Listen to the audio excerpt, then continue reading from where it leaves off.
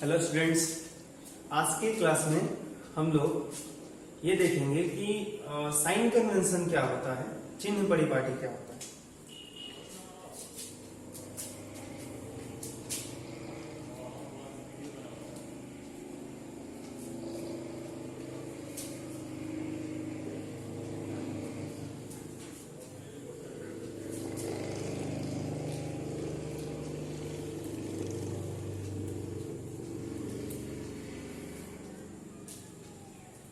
देखिए, जो चिन्ह परिपाटी है ये हमें बताता है कि जिस वस्तु को हम लेंस के सामने रख रहे हैं वह वस्तु लेंस के किधर है।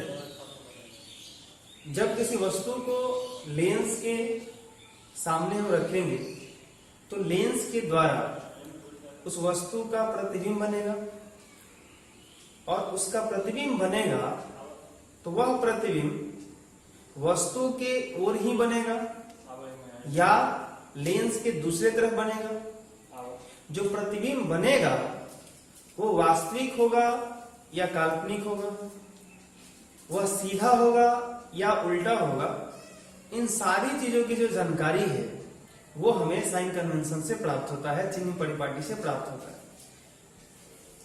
जैसे यहां पे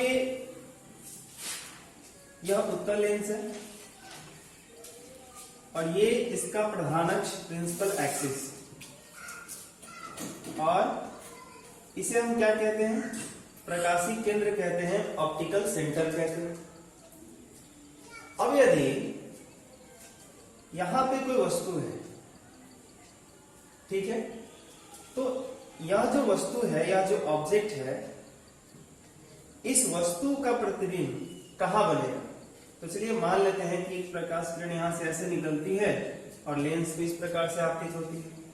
तो जब यह प्रकाश किरण इस बिंदु पर आपतित होगी तो हमें यह पता है कि उत्तल लेंस को अभिसारी लेंस कहते हैं और यह अपने ऊपर आपतित होने वाले प्रकाश किरणों को अभिसरित करता है, केंद्रित करता है। ओके, तो इस प्रकाश किरण को अपवर्तित करके ये कुछ ऐसे भेज देगा।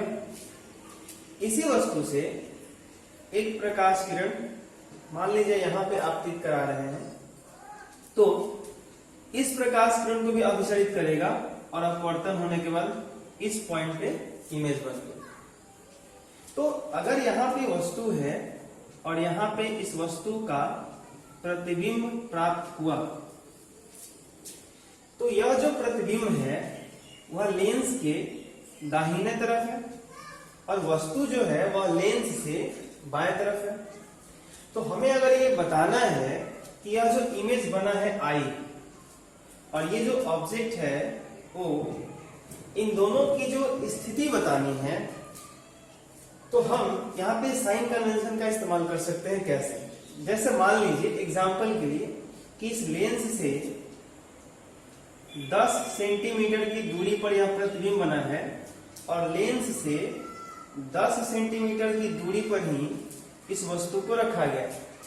मतलब इस लेंस के प्रकाशीय केंद्र से जितनी दूरी पर यह वस्तु है, इस लेंस से उतनी ही दूरी पर इस वस्तु का प्रतिबिंब बना है, मान लो। तो अगर हमसे पूछा जाए कि बताइए वस्तु दूरी कितनी, तो हम बोलेंगे 10। प्रतिबिंब दूरी कितनी, तो 10। तो दोनों के लिए 10 सेंटीमीटर हम बोलेंगे, लेकिन अगर इसकी वास्तविक परिचय देनी हो तो इसके लिए हमको साइन कन्वेंशन यूज करना पड़ेगा, चिन्ह परिपाटी यूज करना पड़ेगा। अगर हमसे पूछा जाए कि वस्तु दूरी कितनी, ऑब्जेक्ट डिस्टेंस,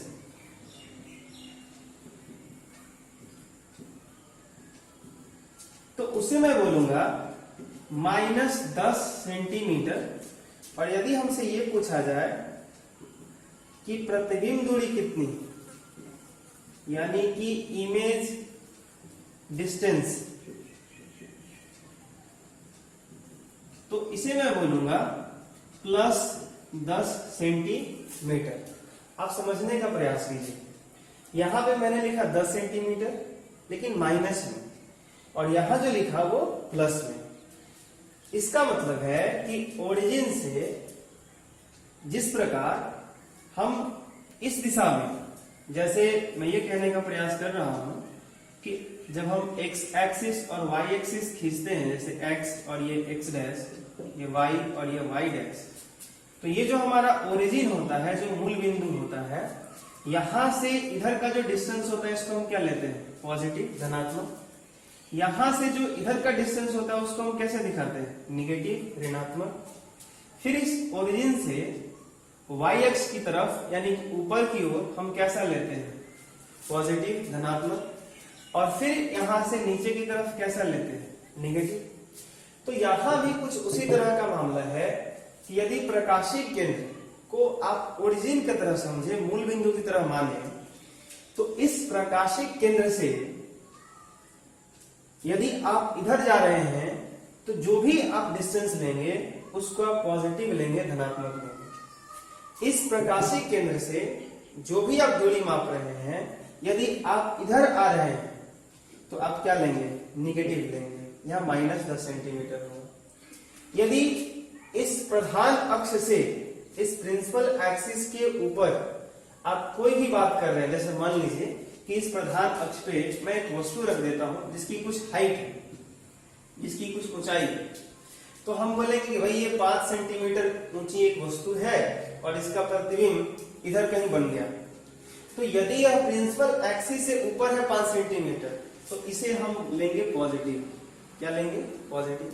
यदि कोई प्रतिबिंब, मान लेते हैं कि इसका जो इमेज बना वो प्रधान अक्ष से ऐसे नीचे की तरफ बन गया, इस बात को समझिए।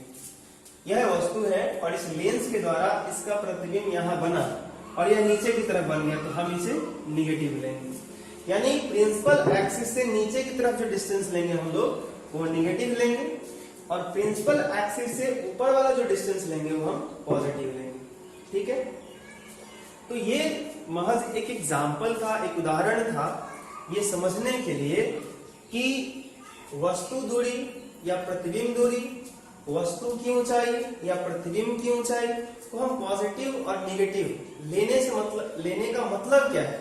लेने का मतलब ये है कि मान लीजिए आप किसी प्रश्न को बना रहे हैं और प्रश्न में आपसे पूछा गया कि हाइट ऑफ इमेज, प्रतिबिंब की ऊंचाई, और आपने उस प्रॉब्लम को सॉल्व किया और वो मान लीजिए आ गया -20 सेंटीमीटर। इसका मतलब क्या है? आप एक दूसरा प्रश्न सॉल्व कर रहे हैं और उसमें हाइट ऑफ इमेज आ गया +20 सेंटीमीटर। अब देखिए, यदि इस माइनस और प्लस को अगर आप नेग्लेक्ट कर दें, इसे नजरअंदाज कर दें, छोड़ दें, तो एक बड़ी मुसीबत में आप फंस सकते हैं। वो क्या है? ये -20 सेंटीमीटर ये बताता है कि जो प्रतिबिंब आपका बना है वो 20 सेंटीमीटर उसकी हाइट है, ऊंचाई है, लेकिन वह प्रधान अक्ष से नीचे की तरफ है। लेकिन यह हाइट ऑफ इमेज अगर +20 सेंटीमीटर है तो यह जो है हमें ये बताता है कि जो प्रतिबिंब बना है उसकी ऊंचाई 20 सेंटीमीटर है, लेकिन प्रधान अक्ष से वो ऊपर की तरफ है, इधर कहीं ऊपर की तरफ वो बना हुआ होगा।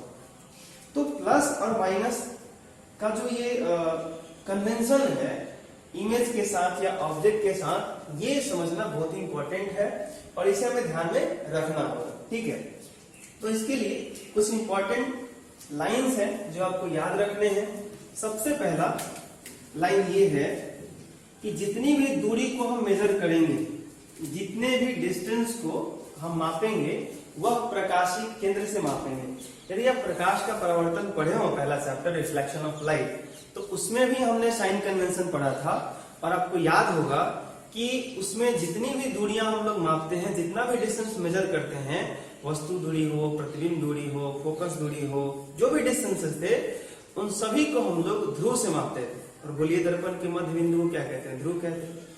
तो यहां जो है, यदि मान लीजिए कि ये हमारा उत्तल लेंस है और ये इसका जो है ऑप्टिकल सेंटर, प्रकाशीय केंद्र है, तो जो भी आपको डिस्टेंस मापना हो वो आप यहीं से शुरू करेंगे। ठीक है, अगर हमारे पास एक कॉन्केव लेंस है, अवतल लेंस है, ये अवतल लेंस है, तो यदि इसमें भी अगर डिस्टेंस मापना हो तो इसका प्रकाशीय केंद्र ये है, ऑप्टिकल सेंटर यह है, यहीं से हम लोग मेजर करेंगे, यहीं से मापेंगे।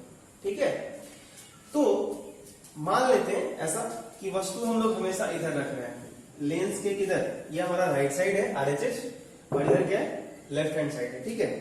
तो वस्तु को यदि आप लेफ्ट साइड में रखते हैं बाएं तरफ, तो क्या होगा, जो भी डिस्टेंस आप इधर लेंगे उसे हमेशा हम लोग ऋणात्मक लेंगे। क्या लेंगे? ऋणात्मक। जो भी डिस्टेंस इस प्रकाशिक केंद्र से इधर, वो सभी का सभी क्या लेंगे? ऋणात्मक। प्रकाशिक केंद्र से जितनी भी दूरियां हम इधर लेंगे वो क्या लेंगे? धनात्मक, ठीक है। और यही चीजें यहां भी लागू होती हैं, उत्तल लेंस में भी और अवतल लेंस में भी। ओके, प्रधान अक्ष से ऊपर जितना भी डिस्टेंस होगा, जितना भी हाइट हम मेजर करेंगे वो हमारा पॉजिटिव होगा, और प्रधान अक्ष से नीचे जितना भी होगा उसको निगेटिव लेंगे। ओके, यहां पर यदि वस्तु को हम इधर रखते हैं तो इधर से प्रकाश किरणें जाएंगी, और यह लेंस है तो चूंकि यह अभिसारी लेंस है, यह प्रकाश किरण को अभिसरित करता है, केंद्रित करता है, मोड़ता है प्रधान अक्ष की तरफ। तो हम ये कहेंगे कि आपतित प्रकाश किरण की दिशा में क्या बोलेंगे? मैं यहां पे लिख देता हूं पहला पॉइंट कि आपतित प्रकाश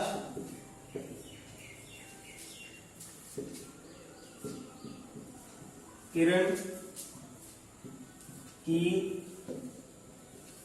दिशा में सभी दूरियां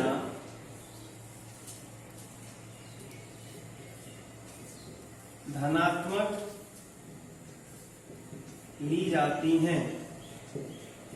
आपतित प्रकाश किरण की दिशा में सभी दूरियां धनात्मक ली जाती हैं। मैंने क्या बोला था? प्रकाशिक केंद्र, यहां पे आप समझिए, यहां मैंने क्या बोला कि प्रकाशिक केंद्र से जो भी डिस्टेंस आपको इधर लेना है, इधर वो क्या लेना है? पॉजिटिव लेना है। क्या लेना है? पॉजिटिव लेना है। तो मैंने यही चीज यहाँ पे लिखा कि आपतित प्रकाश किरण की दिशा में, तो यदि आप वस्तु हमेशा इधर रखते हैं तो जब प्रकाश किरण इधर से आपतित होगी तो आपतित प्रकाश किरण की दिशा किधर? इस डायरेक्शन में। तो इस डायरेक्शन में जो भी आपको डिस्टेंस लेना है वो पॉजिटिव लेना है। और कहां से? यहां से, प्रकाशिक केंद्र से आपको सभी दूरियां मापना है, ठीक है। दूसरा पॉइंट ये है कि आपतित प्रकाश किरण के विपरीत दिशा में सभी दूरियां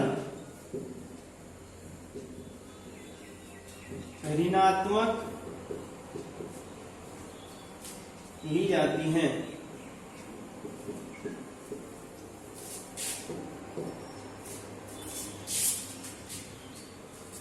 अब देखिए, आपतित प्रकाश किरण के विपरीत दिशा में, अब प्रकाश किरण इधर से जा रही है तो आपतित प्रकाश किरण की जो दिशा है वो इधर है। लेकिन यदि आप इसके विपरीत, इसके उल्टे डायरेक्शन में अगर आप आते हैं, जैसे मैंने आपसे पूछ दिया कि बताइए यह जो वस्तु है वह इस लेंस के प्रकाशिक केंद्र से कितनी दूरी पर है, तो यहां पर ये वाला जो आपको डिस्टेंस दिख रहा है, मान लेते हैं यह 20 सेंटीमीटर है। लेकिन जब आप प्रकाशिक केंद्र से प्रारंभ कर रहे हैं, चल रहे हैं, तो आप आपतित प्रकाश किरण की दिशा में जा रहे हैं या उसके अपोजिट आ रहे हैं? आपको कोई भी डिस्टेंस मेजर करना है, मापना है, तो सबसे पहले आप यहीं पे आएंगे प्रकाशिक केंद्र पे, और यहीं से आपको प्रारंभ करना है। तो यहां से जब आप चल रहे हैं वस्तु की दूरी मापने के लिए, तो आपतित प्रकाश किरण की दिशा में जा रहे हैं या उसके अपोजिट आ रहे हैं? यदि आप आपतित प्रकाश किरण की दिशा के विपरीत आ रहे हैं तो यही डिस्टेंस को निगेटिव लेना है, माइनस में लेना है, ठीक है। तो हम बोलेंगे कि इस वस्तु की जो दूरी है वो कितनी है? -20 सेंटीमीटर निगेटिव लेना है, ठीक है। ओके, तो ये 2 पॉइंट हो गया। तीसरा पॉइंट ये है, आप नोट कर लीजिएगा कि प्रधान अक्ष से लंबवत, ऊर्ध्वाधर, ऊपर की ओर जितनी भी दूरियां होंगी, जितने भी डिस्टेंस होंगे, जो भी हाइट होगा वो धनात्मक लेना है, और प्रधान अक्ष से लंबवत नीचे की तरफ ऋणात्मक लेते हैं, ठीक है। जैसे ये वस्तु ऊपर की तरफ है, यहां से प्रधान अक्ष से ऊपर, तो जो भी इसका हाइट होगा वो पॉजिटिव लेंगे, और यदि इसका प्रतिबिंब ऊपर ही बना तो वो भी पॉजिटिव लेंगे। लेकिन यदि इसका प्रतिबिंब नीचे बन जाएगा तो उसका जो हाइट होगा वो नीचे लेंगे। तो प्रधान अक्ष से नीचे जो होगा वो निगेटिव और प्रिंसिपल एक्सिस से जो ऊपर होगा वो पॉजिटिव। ठीक है, तो ये 4 पॉइंट्स हो गए। एक चीज और इम्पोर्टेंट है जो आपको ध्यान में रखने चाहिए, हमने ये पढ़ा था, एक छोटा सा पॉइंट था हमारा मुख्य फोकस, आपको याद होगा मुख्य फोकस हमने पढ़ा था, प्रिंसिपल फोकस। और ये क्या होता है, तो हमने पढ़ा था कि जब प्रकाश किरणें प्रधान अक्ष के समांतर आपतित होती हैं, जब प्रकाश किरणें प्रधान अक्ष के समांतर आपतित होती हैं तो अपवर्तन के बाद प्रधान अक्ष के जिस बिंदु से गुजरती हैं उस बिंदु को, उस लेंस का मुख्य फोकस कहते हैं। तो अगर एक तरह से देखें आप तो यह जो प्रकाश किरण है यह प्रधान अक्ष के समांतर है और यह प्रकाश किरण अपवर्तन के बाद प्रधान अक्ष के इस बिंदु को प्रतिच्छेद कर रही है। तो यह बिंदु इस लेंस का मुख्य फोकस कहलाएगा। क्या कहलाएगा? मुख्य फोकस। और मुख्य फोकस को दिखाते हैं कैपिटल एफ से। किससे दिखाते हैं? Capital F. ओके, यहां पर आपको पता है कि ये अपसारी लेंस है, ये कन्वर्जिंग लेंस है, ये डाइवर्जिंग लेंस है। ये इंसिडेंट लाइट रेस को डाइवर्स करता है, मतलब अपसरित करता, फैलाता है। तो ये जो प्रकाश किरण है यहाँ पे आपतित हो रही है, ये तो ऐसे प्रधान अक्ष को काटती नहीं, ये इस प्रकार से अपसरित हो जाती है, बाहर की तरफ फैल जाती है। तो जब इसको आप पीछे बढ़ाएंगे तो इधर कहीं आके मिलेगा। तो ऐसा प्रतीत होगा कि यह जो प्रकाश किरण है प्रधान अक्ष के इस बिंदु से आती हुई प्रतीत होगी। समझ में आ रही बात? यहाँ पे जब प्रधान अक्ष के समानांतर प्रकाश किरण आ रही है तो ये उत्तल लेंस नहीं है, ये अवतल लेंस है, कॉन्केव लेंस है। तो यहाँ पे प्रकाश किरण डाइवर्स हो जाएगी, अपसरित हो जाएगी। तो यह प्रकाश किरण प्रधान अक्ष को वास्तविक रूप में नहीं काटेगी, प्रधान अक्ष के किसी बिंदु से आती हुई प्रतीत होगी। तो जिस बिंदु से आती हुई प्रतीत होगी वही बिंदु इस लेंस का मुख्य फोकस कहलाएगा। तो अवतल लेंस का मुख्य फोकस यहाँ पे हो गया, मुख्य फोकस को कैपिटल एफ से दिखाते हैं। ओके, अब गौर कीजिए, उत्तल लेंस का मुख्य फोकस जो है वो दाहिने तरफ है, राइट साइड। ठीक है, और अवतल लेंस का जो मुख्य फोकस है वो लेफ्ट साइड आ रहा है, बाएं तरफ आ रहा है। और एक छोटा सा टर्म है फोकस दूरी, उसका थोड़ा सा मैं आपको जिक्र कर दूं, आप ध्यान रखेंगे इसको। फोकस दूरी, फोकल लेंथ, ये क्या होता है आपको मालूम है? फोकस दूरी क्या होता है? Focal length. यहाँ पे जो प्रकाशिक केंद्र है और जो मुख्य फोकस है इसके बीच की जो दूरी है उसे हम फोकस दूरी कहते हैं। यहाँ पे भी प्रकाशिक केंद्र और ये जो मुख्य फोकस है उसके बीच की दूरी को फोकस दूरी हम कहेंगे। लेकिन यहाँ पर जो फोकस दूरी है उसको दिखाते हैं छोटा वाला एफ से, स्मॉल एफ से। ठीक है, मुख्य फोकस एक पॉइंट होता है जिसे कैपिटल एफ से दिखाते हैं, लेकिन फोकस दूरी जो होता है वह प्रकाशिक केंद्र और मुख्य फोकस के बीच की दूरी होती है जिसे स्मॉल एफ से हम सूचित करते हैं, दिखाते हैं। तो यहाँ पे ये जो फोकस दूरी है और यहाँ पे जो यहाँ मुख्य फोकस और प्रकाशिक केंद्र के बीच की दूरी, ये वाला फोकस दूरी है, क्या दोनों एक ही डायरेक्शन में है? दोनों को यदि हम मेजर करते हैं, मापते हैं, तो क्या दोनों एक ही दिशा में है? तो आंसर है नहीं। इसको गौर से देखिए आप, कोई भी डिस्टेंस हमें कहां से मापना है? प्रकाशिक केंद्र से। तो यदि यहाँ पे आप फोकस दूरी मापेंगे तो प्रकाशिक केंद्र से आपको इधर जाना है, यानी आपतित प्रकाश किरण की दिशा में। लेकिन यहाँ आप फोकस दूरी को मापेंगे तो आपतित प्रकाश किरण के विपरीत दिशा में आना पड़ेगा। यहाँ पे प्रकाशिक केंद्र है और यहाँ से अपोजिट आपको आना पड़ेगा ये डिस्टेंस मेजर करने के लिए। तो जो अवतल लेंस की फोकस दूरी है वो क्या होगा? निगेटिव या पॉजिटिव? तो आपतित प्रकाश किरण के विपरीत जब आते हैं तो ऋणात्मक लेते हैं, और जब आपतित प्रकाश किरण की दिशा में जाते हैं तो धनात्मक लेते हैं। तो ये बात आप ध्यान रखेंगे कि जो उत्तल लेंस की फोकस दूरी होती है वो ऋणात्मक होती है, नेगेटिव होता है। ठीक है, और जो अवतल लेंस की फोकस दूरी होती है वो पॉजिटिव होता है, धनात्मक होता है। ठीक है, ओके। अब एक यहाँ पे चीज और ध्यान रखेंगे आप कि जो लेंस में मुख्य फोकस होता है वो दो होता है, यह मिरर नहीं है। आप जब दर्पण पढ़ रहे थे तो आपको याद होगा कि एक तरफ से हमने उसको पेंट कर दिया था। ये कौन सा मिरर है? कॉनकेव मिरर है, अवतल दर्पण, ठीक है। तो इसका जो मुख्य फोकस था वो कहीं इधर होता था, वक्रता केंद्र, मुख्य फोकस, यहाँ पे बीच में ध्रुव हुआ करता था। फिर इधर फोकस दूरी आता है, और एक और मिरर हुआ करता था कुछ ऐसा जिसको हम अंदर से पेंट करते थे, और ये कौन सा दर्पण हुआ करता था? उत्तल दर्पण। तो इसका जो मुख्य फोकस था वो इधर था, और इसका जो मुख्य फोकस था वो इधर था। तो यहाँ भी चीजें विपरीत थी, लेकिन यहाँ पे एक तरफ से हम पेंट कर दे रहे थे, और यहाँ पे रिफ्लेक्शन हो रहा था, परावर्तन हो रहा था। लेकिन यहाँ पे कोई भी ऐसा सरफेस नहीं है जिसको पेंट किया गया है। यहाँ पे प्रकाश किरणें एक तरफ से प्रवेश करती हैं और दूसरी तरफ से निकलती हैं। तो यहाँ पे ये रिफ्रैक्शन हो रहा है, अपवर्तन हो रहा है। तो जरा सोचिए कि यदि आप एक प्रकाश किरण को प्रधान अक्ष के समांतर इधर से आप भेजते हैं, तो प्रधान अक्ष के इस बिंदु को प्रतिच्छेद कर रहा है, तो इसे हम मुख्य फोकस कहते हैं। लेकिन अगर कोई प्रकाश किरण इधर से आपतित हो, इधर से अगर हम इसको भेजें, तो क्या वह प्रकाश किरण इधर आके प्रधान अक्ष के किसी बिंदु को प्रतिच्छेद नहीं करेगी या करेगी? निश्चित रूप से करेगी। मैं ये कहने का प्रयास कर रहा हूं कि जैसे मान लीजिए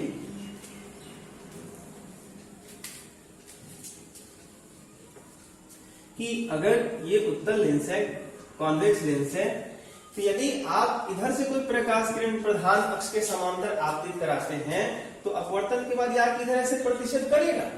तो इस पॉइंट को हम क्या बोलेंगे? तो ये भी हमारा मुख्य फोकस है,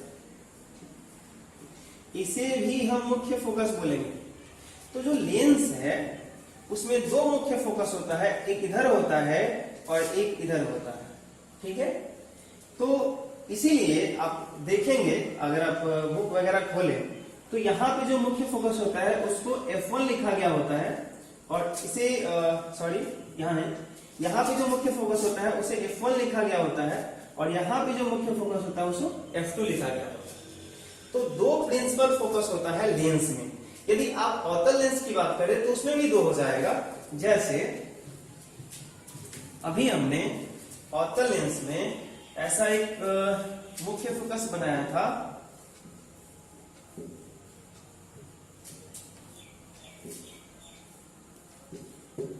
ये प्रकाशीय केंद्र हो गया। तो यदि आप प्रधान अक्ष के समांतर यहाँ पे प्रकाश किरण आपतित करा रहे हैं, तो ये ऐसे अपसरित हो जाता है, और ये कहीं इधर से आता हुआ प्रतीत हो रहा है, तो यहाँ आपको मुख्य फोकस F में मिलेगा। लेकिन आप यदि इधर से कोई प्रकाश किरण प्रधान अक्ष से समांतर लाए, तो ये तो ऐसे अपसरित हो जाएगा, और प्रधान अक्ष के इधर कहीं ऐसा पॉइंट होगा जहां से ये आता हुआ प्रतीत होगा। तो ये क्या है? तो ये भी मुख्य फोकस है, ये भी मुख्य फोकस है। तो इसे भी हम F से दिखाएंगे और इसे भी F से दिखाएंगे, लेकिन ये प्रथम मुख्य फोकस है, F1 इसको हम लोग बोल देंगे, और ये द्वितीय मुख्य फोकस है, सेकेंडरी है, इसको हम F2 बोल देंगे, ठीक है। तो लेंस में ध्यान रखिएगा, दो मुख्य फोकस होता है, एक लेफ्ट साइड होता है और एक राइट साइड होता है, ठीक है। अब थोड़ा सा कंफ्यूजन होगा आपको। कंफ्यूजन क्रिएट ये होगा कि सर अभी आप बोल रहे थे कि इसका जो फोकस दूरी होता है वो इधर होता है, तो हम लोग पॉजिटिव लेंगे, सॉरी नेगेटिव लेंगे। लेकिन इसका जो फोकस दूरी था उत्तल लेंस के, यहाँ पे मैंने मिटा दिया है, उसको हम लोग पॉजिटिव लेंगे। अवतल में नेगेटिव होता है, ऋणात्मक होता है, और उत्तल में पॉजिटिव होता है। लेकिन यहाँ पे जब दोनों हो रहा है तो इसमें नेगेटिव और पॉजिटिव दोनों होगा। यहाँ भी अगर उत्तल लेंस में भी दो मुख्य फोकस होता है, इधर भी होता है, इधर भी होता है, तो इधर भी आप फोकस दूरी बोल सकते हैं, क्योंकि फोकस दूरी की परिभाषा क्या होती है? प्रकाशीय केंद्र और मुख्य फोकस के बीच की दूरी को क्या कहते हैं? फोकस दूरी कहते हैं। तो ये भी फोकस दूरी है, और प्रकाशीय केंद्र और मुख्य फोकस के बीच की दूरी को फोकस दूरी कहते हैं, तो यही फोकस दूरी है। तो कौन सा लेंगे, ये बड़ी इंपॉर्टेंट चीज है। हम लोग इसको लेंगे या इसको लेंगे, ठीक है। तो आप जो भी 10th लेवल की किताब देखेंगे तो उसमें आपको एक अंदाजा हो जाएगा कि हमेशा हम लोग ऑब्जेक्ट को इधर रखते हैं, और जो सेकेंडरी प्रिंसिपल फोकस है, जो द्वितीय मुख्य फोकस है F2, ये वाला हम लोग इसको इंपॉर्टेंट लेते हैं। यहाँ पे उत्तल लेंस में इधर वाला लेते हैं और अवतल लेंस में इधर वाला लेते हैं। या आप कोई भी ले सकते हैं। अगर आपको साइन कन्वेंशन में कंफ्यूजन हो रहा है तो आप शायद यहाँ पे जो मैंने पॉइंट्स लिखे थे उसे समझने की जरूरत है। मैंने क्या बोला था कि आपतित प्रकाश किरण की दिशा में पॉजिटिव लेना और आपतित प्रकाश किरण के विपरीत दिशा में नेगेटिव लेना। तो यदि यह प्रकाश किरण इधर से आ रही है तो आप सोचिए कि प्रकाशिक केंद्र से ये वाला डिस्टेंस मापना है। सोचिए प्रकाश किरण इधर से आ रही है और प्रकाशिक केंद्र से ये वाला मुख्य फोकस की दूरी है और ये वाला डिस्टेंस मापना है। तो क्या लेंगे आप, नेगेटिव या पॉजिटिव? तो जब प्रकाशिक केंद्र से चलोगे तो आप देख रहे हैं कि आपतित प्रकाश किरण की दिशा इधर है और आपको जाना उसके विपरीत पड़ रहा है। तो क्या बोला गया था कि जब आपतित प्रकाश किरण के विपरीत जाना पड़े तो हमको क्या लेना है, नेगेटिव लेना है, यानी ये फोकस दूरी क्या हो जाएगा, नेगेटिव हो जाएगा। ठीक है, तो ये इसमें ज्यादा कंफ्यूज नहीं होना है कि कौन सा नेगेटिव लेना है कौन सा पॉजिटिव लेना है। ठीक है, आप यहाँ पे जो मैंने कुछ लाइंस लिखे थे उसको आप ध्यान में रखिए, वो सबसे इंपॉर्टेंट है और उसी के अनुसार अपना साइन कन्वेंशन आप करिए। थोड़ा सा हिंट्स करूंगा आपको, मैं ये कहना चाहूंगा कि अगर आपको ये याद है, जो आपके सिलेबस वाइज में कर देता हूँ ताकि आपको ज्यादा परेशानी ना हो, x डैश, ये y और ये y डैश। ठीक है, यहाँ पे ओरिजिन होता है और इसे हम मूल बिंदु हिंदी में कहते हैं। तो आप इसको अगर आपको पता है कि इधर हम पॉजिटिव लेते हैं x एक्सिस वाला, इधर नेगेटिव लेते हैं, ऊपर पॉजिटिव जाते हैं और इधर नेगेटिव, इतना आपको जरूर याद होगा कि जब इधर जाते हैं तो हम लोग 1 जैसे कि 2 3 इस तरह से +1 +2 +3 करते जाते हैं, और जब इधर जाते हैं तो आपने देखा होगा -1 -2 -3। आपको ये भी पता होगा ऊपर जाते हैं तो +1 +2 +3 और नीचे आएंगे तो -1 -2 -3। ठीक है, तो आप एक काम करिएगा, साइन कन्वेंशन का सारा कंफ्यूजन दूर हो जाएगा। इस तरह का एक आप x एक्सिस और y एक्सिस बनाएंगे और ये जो आपको ओरिजिन दिख रहा है, मूल बिंदु दिख रहा है, इसको प्रकाशिक केंद्र मान लीजिएगा और ऐसे लेंस बना दीजिएगा, आपको सारी बातें समझ में आ जाएंगी। अब सोचिए अगर कोई चीज इधर है तो क्या होगा, नेगेटिव। कोई प्रतिबिंब इधर बना तो क्या लेना है, पॉजिटिव। अगर ऊपर की तरफ जाना है वस्तु की ऊंचाई के लिए तो क्या बोल रहा है, पॉजिटिव। नीचे आना है तो नेगेटिव। इसी तरीके से आप फिर से यहाँ पे एक ड्रॉ कर लीजिए, ये x है, ये x डैश, ये y और ये y डैश, यहाँ पे ओरिजिन। तो आप चाहे तो यहाँ पे अवतल लेंस भी बना लीजिए और जो इसका मूल बिंदु था वही आपका प्रकाशिक केंद्र हो गया, ऑप्टिकल सेंटर हो गया। ठीक है, तो इस प्रकाशिक केंद्र को हमने ओरिजिन पे रख दिया। अब बताइए इधर क्या लेते हैं, पॉजिटिव लेते हैं, तो जो भी इधर आएगा वो धनात्मक लेंगे, जो इधर आएगा वो ऋणात्मक लेंगे, जो ऊपर होगा पॉजिटिव, जो नीचे होगा नेगेटिव। तो बड़ा सिंपल सा चीज है, कोई इसमें कंफ्यूजन नहीं है। लेकिन हाँ, इसका इंपॉर्टेंस ये है कि वस्तु जो हम रख रहे हैं वो किधर है, उसका बना हुआ प्रतिबिंब किधर है, वस्तु की ऊंचाई है तो प्रधान अक्ष से नीचे है या ऊपर है, बना हुआ वस्तु का प्रतिबिंब जो है वो उल्टा है या सीधा है। इन सारी चीजों का जो इंफॉर्मेशन है हमें कौन देता है, ये साइन कन्वेंशन देता है, चिन्ह परिपाटी देता है। ठीक है, तो ये most important topic related to the refraction of light, इसको आप ध्यान रखिए और इसको एक बार प्रैक्टिस कीजिए और याद रखिए। तो अब जो हमारा टॉपिक है वो है किरण आरेख का नियम। जैसे हम लोग प्रकाश के परावर्तन में किरण आरेख का नियम पढ़े थे और वह अवतल दर्पण के लिए था, उत्तल दर्पण के लिए था और 3 था, उसी प्रकार से लेंस के लिए भी किरण आरेख का नियम है जो हमें अलग अलग स्थितियों में वस्तुओं के प्रतिबिंब का निर्माण करने के लिए जैसे कि हमें हेल्प करेगा। तो पहला जो किरण आरेख का नियम है वो क्या है, तो हम लोग क्या देख रहे हैं, किरण आरेख के नियम, रे डायग्राम। ठीक है, तो जो पहला नियम है वो क्या है, पहला नियम ये है कि जब प्रकाश किरणें प्रधान अक्ष के समांतर आपतित होती हैं तो अपवर्तन के बाद मुख्य फोकस से गुजरती है। क्या बोला हमने, जैसे ये उत्तल लेंस है तो यदि कोई प्रकाश किरण प्रधान अक्ष के समांतर आपतित हो रहा है तो जब यह प्रकाश किरण अपवर्तित होगी तो इसका जहां भी मुख्य फोकस होगा, मान लीजिए कि यहाँ पे मुख्य फोकस कैपिटल F है, तो यह प्रकाश किरण जो प्रधान अक्ष के समांतर आपतित हो रही है, अपवर्तन के बाद इस मुख्य फोकस से गुजरेगी। यह भी प्रकाश किरण प्रधान अक्ष के समांतर है, तो अपवर्तन के बाद मुख्य फोकस से गुजरेगी। तो जो प्रकाश किरण उत्तल लेंस में प्रधान अक्ष के समांतर आपतित होगी, वह अपवर्तन के बाद मुख्य फोकस से गुजरती है। यही यदि अवतल लेंस हो तो क्या होगा? यदि अवतल लेंस हो, ये इसका प्रकाशिक केंद्र है, और अवतल लेंस का जो मुख्य फोकस होता है जो हम लेते हैं वो साइन कन्वेंशन के अनुसार यहाँ पे इधर होगा। तो यहाँ पे अवतल लेंस का मुख्य फोकस F1 और इधर एक और मुख्य फोकस होता है F2। लेंस में दो मुख्य फोकस होते हैं। यदि कोई प्रकाश किरण प्रधान अक्ष के समांतर आपतित हो अवतल लेंस में, तो यह जो प्रकाश किरण है क्या होगा? यह प्रकाश किरण मुख्य फोकस से गुजरेगी नहीं, यह मुख्य फोकस से आती हुई प्रतीत होगी, कुछ इस तरीके से। यहाँ डॉटेड करना है हम लोगों को।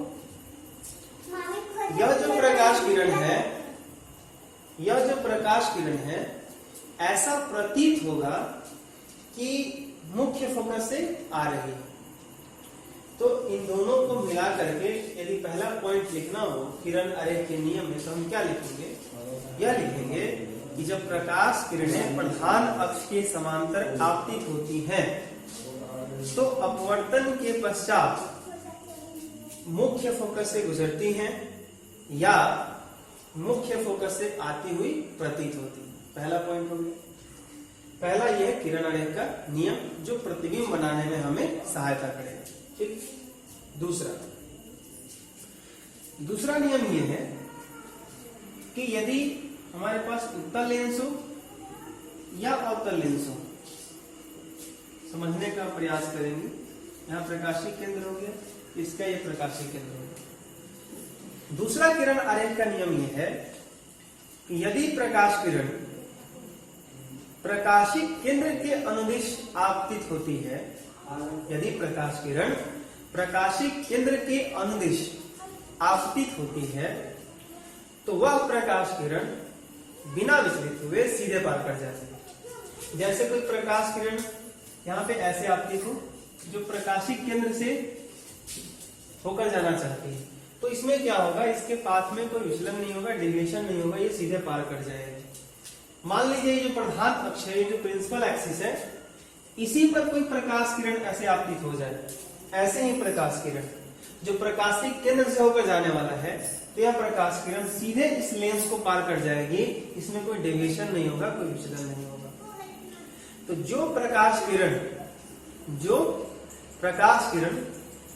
प्रकाशिक केंद्र से होकर जाना चाहती है, प्रकाशिक केंद्र के अनुदिश आपतित होती है, वह बिना विचलित हुए सीधे पार कर जाती है।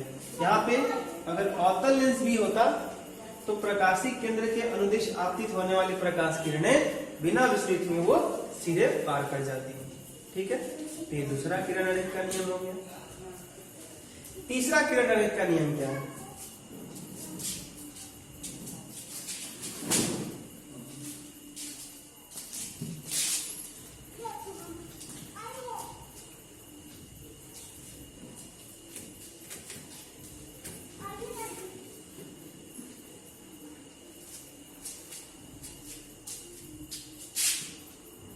जो तीसरा किरण आरेख का नियम है वो यह है कि यदि यह उत्तल लेंस है, ये इसका प्रकाशिक केंद्र यहाँ पे हो गया और ये प्रधान अक्ष हो गया, ये इसका मुख्य फोकस हो गया F2 और इधर एक मुख्य फोकस हो गया F1। ठीक है। अब यदि कोई प्रकाश किरण मुख्य फोकस से ऐसे गुजरे, देखिए, यदि कोई प्रकाश किरण मुख्य फोकस के अनुदिश आपतित हो रही है, तो अपवर्तन के बाद प्रकाश किरणें प्रधान अक्ष के समांतर हो जाती है। प्रधान अक्ष की क्या हो जाती है, समांतर हो जाती है। गौर से समझिए, जैसे मान लीजिए कोई प्रकाश किरण ऐसे गया तो क्या होगा, यह प्रकाश किरण प्रधान अक्ष के समानांतर हो जाएगी। तो जब प्रकाश किरणें मुख्य फोकस से गुजरती हैं तो अपवर्तन के बाद प्रधान अक्ष के समांतर हो जाती है। यही अगर अवतल लेंस होता जिसका एक मुख्य फोकस यहाँ पे F1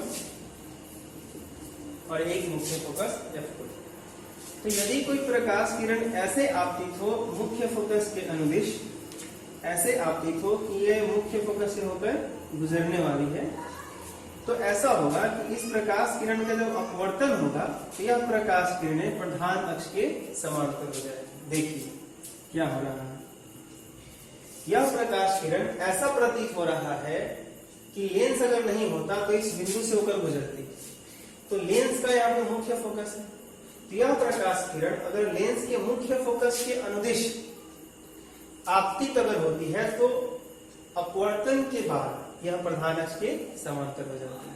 ठीक है, तो ये तीसरा पॉइंट हो गया। तो हम क्या बोलेंगे कि जब प्रकाश किरणें मुख्य फोकस के अनुदिश आपतित होती हैं तो अपवर्तन के बाद प्रधान अक्ष के समांतर हो जाती है। तो किरण आरेख का 3 नियम है, तीनों को आप एक एक करके लिख सकते हैं। पहला क्या था बताइए, जब प्रकाश किरणें प्रधान अक्ष के समांतर आपतित होती हैं तो लेंस से अपवर्तन के बाद मुख्य फोकस से गुजरती हैं या मुख्य फोकस से आती हुई प्रतीत होती हैं। ठीक है, दूसरा ये था कि जब प्रकाश किरणें लेंस के प्रकाशिक केंद्र के अनुदिश आपतित होती हैं तो बिना विचलित हुए वो सीधे पार कर जाती हैं, अपवर्तन के बाद सीधे निकल जाती हैं। तीसरा क्या था कि जब प्रकाश किरणें लेंस के मुख्य फोकस के अनुदिश आपतित होती हैं तो अपवर्तन के बाद प्रधान अक्ष के समांतर हो जाती हैं। तो ये 3 किरण आरेख के नियम हैं जो अलग अलग स्थितियों में रखे हुए वस्तु के प्रतिबिंब बनाने में सहायता प्रदान करेंगे और इनका हम उपयोग करेंगे। ठीक है,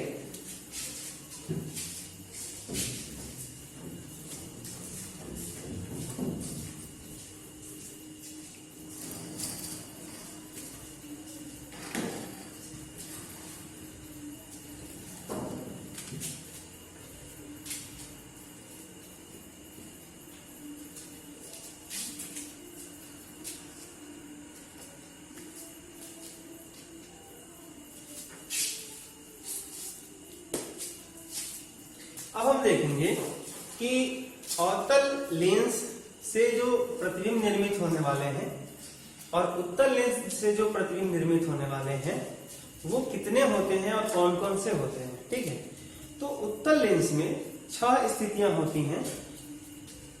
6 स्थितियों में बारी बारी से हम वस्तुओं को रखेंगे और उनका प्रतिबिंब अलग अलग स्थितियों में हम प्राप्त करेंगे और हम ये देखेंगे कि वस्तु को कहाँ रखने पर प्रतिबिंब कहाँ बन रहा है। जैसे आपको याद होगा कि जब हम वस्तु को अनंत पे रखा करते थे अवतल दर्पण के सामने तो प्रतिबिंब उसका मुख्य फोकस पे बनता था। वहां प्रतिबिंब की प्रकृति क्या होती थी, वास्तविक होता था, उल्टा होता था और आकार में बहुत ही छोटा होता था। फिर जब वस्तु को वहां से उठा करके हम अनंत और वक्रता केंद्र के बीच रखते थे तो प्रतिबिंब कहाँ बनता था, मुख्य फोकस और वक्रता केंद्र के बीच बनता था, है कि नहीं। तो जैसे जैसे हम वस्तु को अनंत से दर्पण की तरफ लाते हैं वैसे वैसे जो प्रतिबिंब है वह दर्पण से अनंत की तरफ दूर जाता था और जब हम वस्तु को मुख्य फोकस और ध्रुव के बीच रखते थे तो प्रतिबिंब अवतल दर्पण के पीछे बनता था, वो काल्पनिक होता था और सीधा होता था और वस्तु के आकार के सापेक्ष में बड़ा होता था।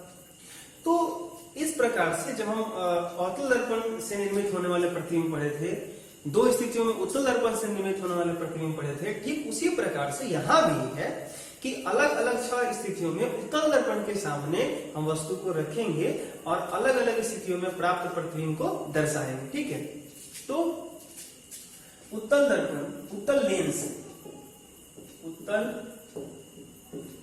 लेंस से निर्मित प्रतिबिंब। जो उत्तल लेंस से जो प्रतिबिंब बनने वाला है उसके बारे में हम लोग चर्चा करेंगे। तो सबसे पहली चीज, ये हमारा उत्तल लेंस हो गया और उत्तल लेंस का ये प्रकाशित केंद्र। यहां पे एक मुख्य फोकस F1 और यहां पे एक मुख्य फोकस F2। ठीक है, लेंस में दो मुख्य फोकस होते हैं। मैं यहां पे भी थोड़ा सा जिक्र कर देता हूं क्यों ऐसा होगा। मुख्य फोकस किसको कहते हैं? जब प्रकाश किरणें प्रधान अक्ष के समांतर आती हैं तो अपवर्तन के बाद प्रधान अक्ष के इस बिंदु से गुजरती हैं या जिस बिंदु से आती हुई प्रतीत होती हैं उस बिंदु को, उस लेंस का मुख्य फोकस कहते हैं। तो यदि प्रकाश किरण प्रधान अक्ष के समांतर इधर से ले जाइएगा तो अपवर्तन के बाद इधर कटेगी प्रधान अक्ष, तो इधर मुख्य फोकस होगा। लेकिन जब प्रकाश किरण इधर से आप लाइएगा प्रधान अक्ष के समांतर तो अपवर्तन के बाद प्रधान अक्ष इधर कटेगी, तो इधर एक मुख्य फोकस होगा। तो दर्पण में क्या होता था कि एक तरफ पेंट हो जाया करता था जिसके कारण हम प्रकाश किरण को एक ही तरफ से लाते थे और मुख्य फोकस एक ही होता था, दूसरे तरफ से हम प्रकाश को ला ही नहीं सकते थे। लेकिन यहां पे हमारे पास ऑप्शन है, तो एक मुख्य फोकस ये हो गया F1, दूसरा मुख्य फोकस हो गया F2। ठीक है, अब जितनी दूरी पर प्रकाशित केंद्र से ये F1 है उतनी ही दूरी पर हम लेते हैं एक और पॉइंट जिसको बोलते हैं 2F1। मतलब अगर ये 10 है तो ये पूरा का पूरा 20 सेंटीमीटर, कुछ इस तरह का जो आपने पढ़ा था थोड़ी देर के लिए। मैं दर्पण की बात करूं तो अगर ये दर्पण है अवतल और इसका ध्रुव है तो आपको याद होगा कि यहाँ मुख्य फोकस हुआ करता था और यहाँ पे वक्रता है।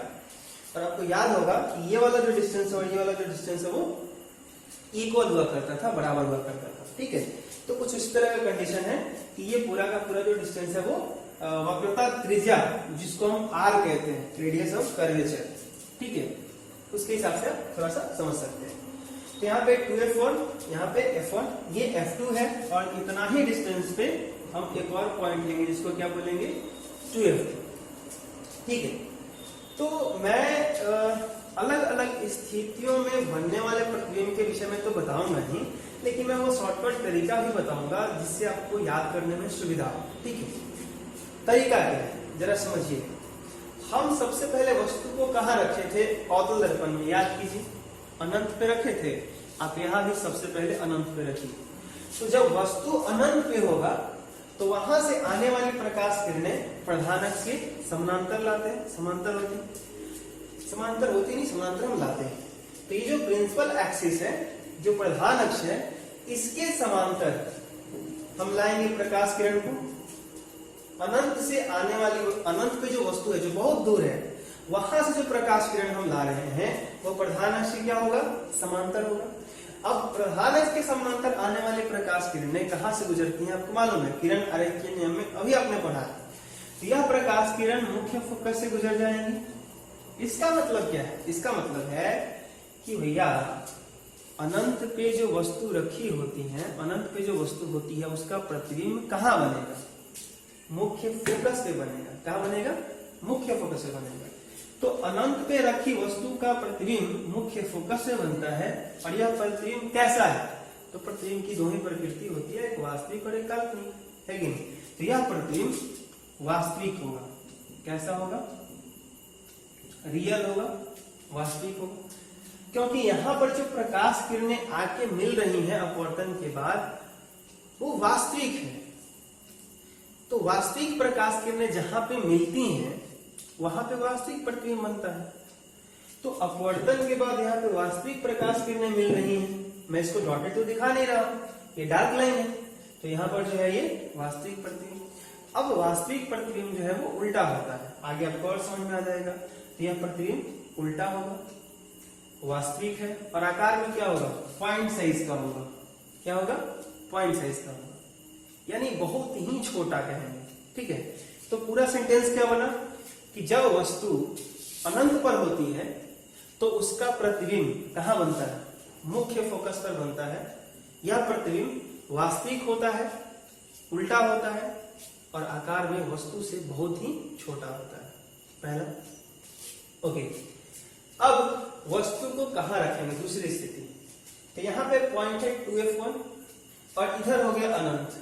इधर क्या हो गया? अनंत हो गया। और ये है 2f1। तो वस्तु को इसके बीच में रखेंगे, इधर अनंत और इधर 2f1, तो 2f1 और अनंत के बीच में। तो चलिए रखते हैं।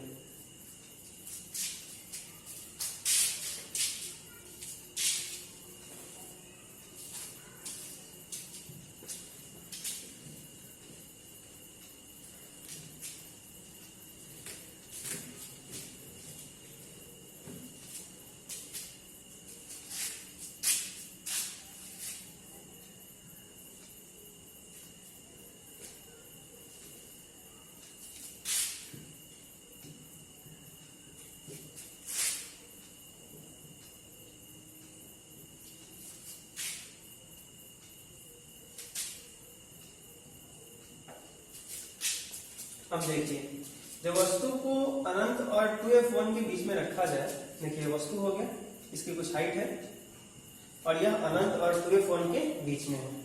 तो इस वस्तु का प्रतिबिंब बनाना है, तो किरण का नियम अप्लाई करते हैं। एक बिंदु लेते हैं और यहाँ से एक प्रकाश किरण प्रधान अक्ष के समांतर ले जाते हैं। अब जो प्रकाश किरणें प्रधान अक्ष के समांतर जाती हैं वह मुख्य फोकस से गुजरती हैं।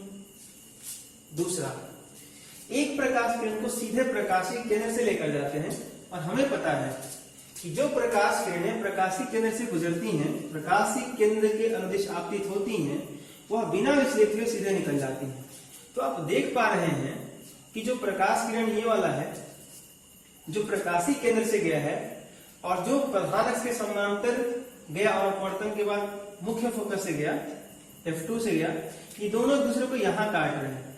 इसका मतलब इस बिंदु का प्रतिबिंब यहां बना। ठीक इसी प्रकार से अगर इसके नीचे वाले पॉइंट का इमेज बनाएंगे आप तो यहां बन जाएगा। ठीक इसी प्रकार इसका इमेज बनाएंगे तो यहां बन जाएगा। यानी अगर ये हेड है तो इसके हेड का इमेज कहां बना, यहां पे ये हेड है, ये इमेज का हेड है। और ये इसका अगर टेल है, यानी पूंछ है, बॉटम पॉइंट है नीचे वाला, तो यहां तो इसका टेल का इमेज बनने वाला है। यानी ऑब्जेक्ट यहाँ पे अगर ऐसा था इस तरह का, तो इमेज यहाँ पे ऐसा बनने वाला है। ये अगर ऑब्जेक्ट ऐसा था, एरो ऊपर था, यहाँ पे इसका इमेज ऐसे बन गया, उल्टा बना। तो गौर से देखिए क्या हो रहा है कि ये जो वस्तु है जो अनंत और 2f1 के बीच में रखा गया है, इसका प्रतिबिंब कहां बना, इसका प्रतिबिंब F2 यानी मुख्य फोकस F2 और 2f2 इन दोनों के बीच में। तो सेंटेंस क्या बनेगा, क्या बनेगा बात कि जब वस्तु अनंत और 2f1 के बीच में होता है तो प्रतिबिंब का निर्माण मुख्य फोकस F2 तथा 2f2 के बीच में होता है। यहाँ प्रतिबिंब की प्रकृति वास्तविक, उल्टा तथा आकार में वस्तु से छोटा होता है। आप देख सकते हैं कि वस्तु का जो आकार है उसके सापेक्ष में जो प्रतिबिंब का आकार है वो छोटा है। ये तो थोड़ा सा मैं समझाने के लिए या हम लोग डायग्राम कंस्ट्रक्ट कर रहे हैं, लेकिन आप एक्चुअल जब मेजरमेंट के हिसाब से बनाएंगे तो एकदम स्पष्ट और साइज छोटा आएगा और ढंग का समझ में आएगा। ठीक है, तो यहाँ पे जब अनंत और 2f1 के बीच रखा तो प्रतिबिंब यहाँ बना, और यहाँ प्रतिबिंब की प्रकृति क्या है, वास्तविक, उल्टा और आकार में वस्तु से छोटा होता है। ठीक है, ये दूसरी स्थिति होगी। तीसरी स्थिति क्या बनेगी, अब वस्तु को कहाँ रखा जाएगा, अब वस्तु को 2f1 पर ही रख दिया जाएगा। तो जब वस्तु को आप 2f1 पे रखेंगे तो प्रतिबिंब पता है कहां बनेगा, 2f2 पे बनेगा। और खास बात यह है कि जो वस्तु का हाइट होगा वही हाइट प्रतिबिंब का होगा। मतलब वस्तु की ऊंचाई और प्रतिबिंब की ऊंचाई बराबर हो जाएगी। हाँ, एक चीज होगा, ये वास्तविक है, उल्टा होगा और आकार में वस्तु के बराबर होगा, ये उल्टा होगा। ठीक है, और ये अभी तक जो प्रतिबिंब बन रहे हैं वो सबके सब वास्तविक हैं, क्योंकि प्रकाश किरण वास्तविक रूप से आके कट रही है। आपको याद होगा अवतल दर्पण में कि जब वस्तु वक्रता केंद्र पर हुआ करती थी तो प्रतिबिंब वक्रता केंद्र पर ही बना करता था। तो कुछ उसी तरह का कॉन्सेप्ट समझिए कि ये लेंस है। तो लेंस में क्या हो रहा है कि जो वस्तु 2f1 पे रखा गया तो प्रतिबिंब 2f2 पे बना। ठीक है, और प्रतिबिंब की जो प्रकृति है वास्तविक, उल्टा और आकार में वस्तु के बराबर। ठीक है, अब वस्तु का स्थान कौन सा, 3 तो हो गए, 3 और बचे हैं। कौन कौन, अब वस्तु को 2f1 और f1 के बीच में रखा जाए तो आप ये महसूस कर पा रहे होंगे कि जब वस्तु अनंत में था तो प्रतिबिंब मुख्य फोकस पे बना था पहले वाले चित्र में, और जब वस्तु को अनंत और 2f1 के बीच में लाया गया तो प्रतिबिंब मुख्य फोकस f2 से थोड़ा आगे बढ़ गया और f2 और 2f2 के, यहाँ पे 2f2 है, f2 और 2f2 के बीच में चला है। जब वस्तु को हमने 2f1 पे ला दिया तो प्रतिबिंब 2f2 पे चला गया। तो यदि अब वस्तु को 2f1 और f1 के बीच में ला दिया जाए तो बताइए कि प्रतिबिंब कहां जाएगा? तो प्रतिबिंब 2f2 और इधर अनंत है इसके बीच में चला जाएगा। कहां चला जाएगा? 2f2 और अनंत के बीच में आ जाएगा। यहां प्रतिबिंब की प्रकृति क्या होगी? वास्तविक, उल्टा तथा आकार में वस्तु से बड़ा। देखिए क्या हो रहा है, पहले वस्तु से बहुत छोटा था, फिर क्या हुआ? सिर्फ छोटा, फिर क्या हुआ? बराबर, अब क्या होगा? बड़ा, उसके बाद क्या होगा? बहुत बड़ा। तो धीरे धीरे साइज में क्या हो रहा है? इंक्रीजमेंट हो रहा है। तो हमारा कहने का तरीका क्या है? बहुत छोटा, छोटा, बराबर, बड़ा, बहुत बड़ा। ठीक है, तो ये 5 कंडीशन आपको ध्यान रखना है। तो जब वस्तु को 2f1 और f1 के बीच रखा जाता है तो प्रतिबिंब का निर्माण 2f2 और अनंत के बीच में होता है। यहां प्रतिबिंब की प्रकृति वास्तविक, उल्टा और आकार में वस्तु से बड़ा होता है। ठीक है, तो यहां पर अब यदि वस्तु को मुख्य फोकस पे रख दिया जाए, जैसे मान लीजिए कि यहाँ पे ये उत्तल लेंस हो गया, यहाँ पे हो गया f1, ये हो गया f2, फिर इधर हो जाएगा 2f1 और इधर हो गया 2f2। यदि वस्तु को मुख्य फोकस पे रख दिया जाए यहाँ पे तो इसका प्रतिबिंब कहाँ बनेगा? तो यहां से एक प्रकाश किरण प्रधान अक्ष के समांतर ले जाते हैं जो अपवर्तन के बाद मुख्य फोकस से जाएगा। ठीक है, और एक प्रकाश किरण को प्रधान अक्ष के समानांतर लेके जाते हैं। ठीक है, तो आप ये देखेंगे कि जब वस्तु को मुख्य फोकस पे रखा गया है, जो वस्तु को मुख्य फोकस पे रखा गया है, तब अपवर्तन के बाद ये जो दोनों प्रकाश किरणें हैं समानांतर आगे बढ़ रही हैं। ये जो है समानांतर आगे बढ़ रही है, मतलब ये प्रतिच्छेद नहीं कर रही है। लेकिन जब ये बहुत दूरी पे जाएगा, अनंत पे जाएगा, तो ऐसा हमें मालूम होगा, ऐसा लगेगा कि प्रकाश किरणें आगे जाके क्या हो गई है? प्रतिच्छेद कर गई हैं, कट गई हैं, और वहां पे प्रतिबिंब हमें दिखाई देगा। तो वहां पर जो प्रतिबिंब होगा वो वास्तविक प्रतिबिंब होगा, रियल इमेज होगा। और चूंकि यह इमेज प्रधान अक्ष के नीचे बनेगा इसलिए उल्टा होगा। लेकिन आकार में जरा सोचिए क्या होगा, जब ये बहुत दूरी पे जाने के बाद कटेगा तो प्रधान अक्ष से ले जाइए वहां मिलाने के लिए, तो इमेज बहुत बड़ा होगा। तो हम बोलेंगे कि भाई जब वस्तु मुख्य फोकस पर होता है तो प्रतिबिंब अनंत पर बनता है, और प्रतिबिंब की प्रकृति वहां क्या होता है? वास्तविक, उल्टा और आकार में वस्तु के सापेक्ष बहुत बड़ा होता है। ठीक है, तो इस प्रकार से ये 5 कंडीशन है। कौन कौन?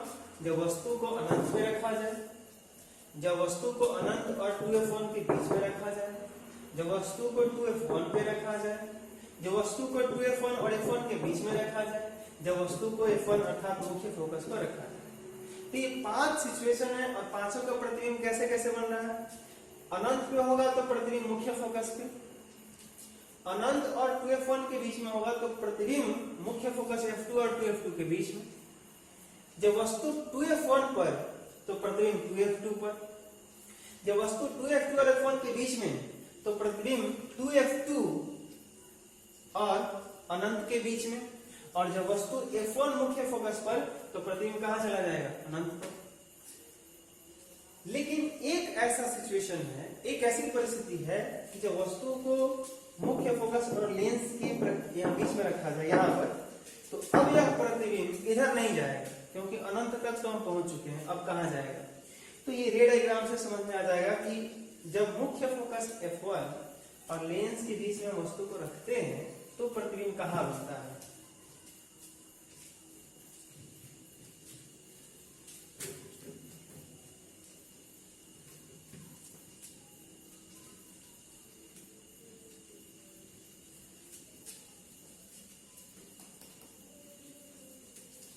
जरा देखिए, ये उत्तल लेंस है और यहाँ पे इसका फोकस F1 और इधर मुख्य फोकस F2।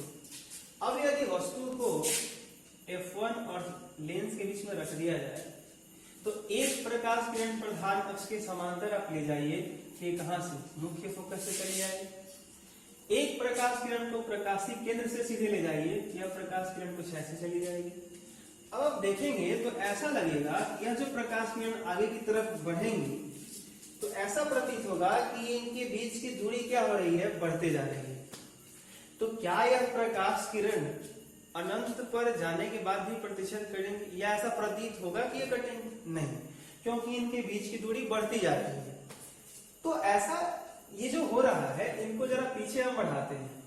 यदि आप इनको जब पीछे बढ़ाएंगे तो ऐसा प्रतीत होगा कि ये जो दोनों प्रकाश किरणें हैं इस बिंदु से बढ़ती हुई प्रतीत हो रही हैं।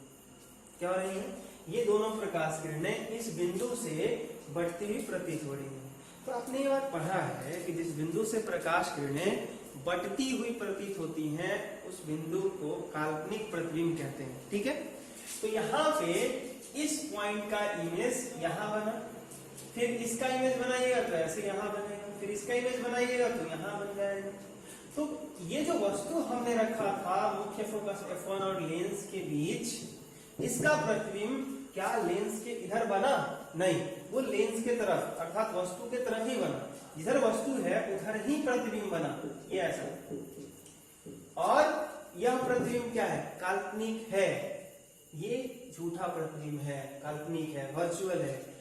लेकिन एक और खास चीज है इसमें कि वस्तु का हेड ऊपर और टेल नीचे, प्रतिबिंब का भी हेड ऊपर टेल नीचे, यानी प्रतिबिंब जो बना है वो सीधा है, इरेक्ट है। ठीक है, तो जब वस्तु को मुख्य फोकस F1 और लेंस के बीच रखा जाता है, जो छठा परिस्थिति है उसमें, तो प्रतिबिंब का निर्माण वस्तु के ओर ही होता है। यहाँ प्रतिबिंब की प्रकृति काल्पनिक, सीधा और आकार में वस्तु से बड़ा होता है। अगर आपको ऑर्थोदर्पण का छठा कंडीशन याद हो, जब वस्तु को हम ध्रुव और मुख्य फोकस के बीच रखते हैं तो किस तरह का सिचुएशन होता है, वहां पे आप जाके समझिए और ये थोड़ा सा कंपेयर करने का प्रयास कीजिए। वहां पे एक है कि रिफ्रैक्शन होता है, परावर्तन होता है, और ये जो है रिफ्रैक्शन है, अपवर्तन है। ठीक है, तो थोड़ी सी जो उनके स्थान है उसमें चेंजेस आते हैं, लेकिन जो कॉन्सेप्ट है वो आपको थोड़ा सा सिमिलर टाइप का दिखेगा, समरूपता का महसूस होगा, एहसास होगा आपको इस बात का। तो ये 6 कंडीशन है जिनमें हम अलग अलग स्थितियों में वस्तु को रखते हैं उत्तल लेंस के सामने और प्रतिबिंब को प्राप्त करते हैं। अब हमें जिस तरह की जरूरत पड़ती है उस हिसाब से हम वस्तु को रखते हैं और प्रतिबिंब को बनाते हैं। तो अब सवाल है कि आप ये जो स्टेटमेंट मैंने बोला, 6 कंडीशन का जो भी मैंने कथन आपको बोले हैं, आपको खुद से अपने कॉपी में लिखने हैं और 6 परिस्थितियों में आपको इमेज बनाना है खुद से। मैं इसका जो है नोटेशन अभी मैं एक नोट्स के पेज से कंप्लीट कर दे रहा हूँ, आपको दे दे रहा हूँ। आप देख कर नहीं लिखेंगे, सबसे पहले आप अभी वीडियो को पॉज करके बनाने का प्रयास कीजिए और उसके बाद आप फिर मिलाइए जो आगे वीडियो में है कि आप सही बनाए हैं या गलत बनाए हैं। ठीक है, ओके, थैंक यू, बहुत बहुत धन्यवाद।